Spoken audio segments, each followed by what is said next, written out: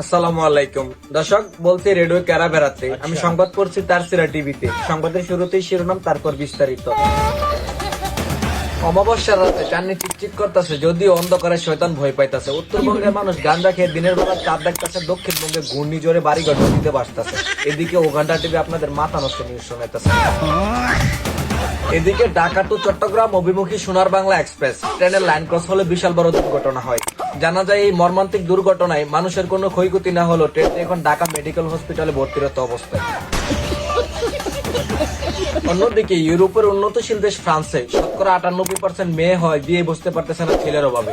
এই শুনে আমার বন্ধু রহমতুল্লাহ ভিসা কেটে ফ্রান্সে যাওয়ার পথে ছেলের সাথে ধাক্কা খেয়ে বিশাল বড় বিমান দুর্ঘটনা হয়।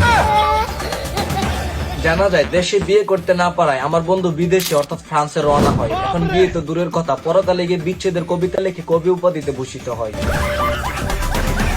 নির্বাচনের পর দেশের রাজনীতি নিয়ে বিশাল হুঁশিয়ারি প্রধানমন্ত্রী খায়রুল দেওয়ানের। বিস্তারিত দেখুন ডিজিটাল পাগল অর্থাৎ নাম ছাগলের রিপোর্টে।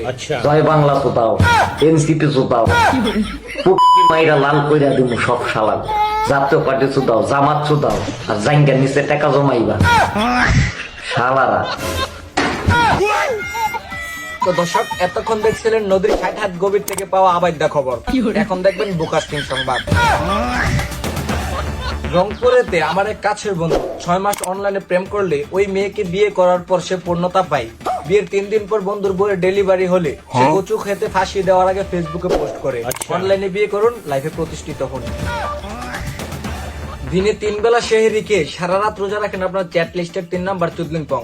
জানা যায় প্রথম রোজাটা সহি সালামতে রাখার পর ফেসবুকে 183টা স্টোরি দিলে সে এখন তারাবির সময় ডাক চুরি করে। তো দর্শক, এতক্ষণ শুনছিলেন দেশের সব লেওরা মার্কা নিউজ। ভালো লাগলে লাইক, কমেন্ট, শেয়ার করে পাশে থাকুন। ধন্যবাদ।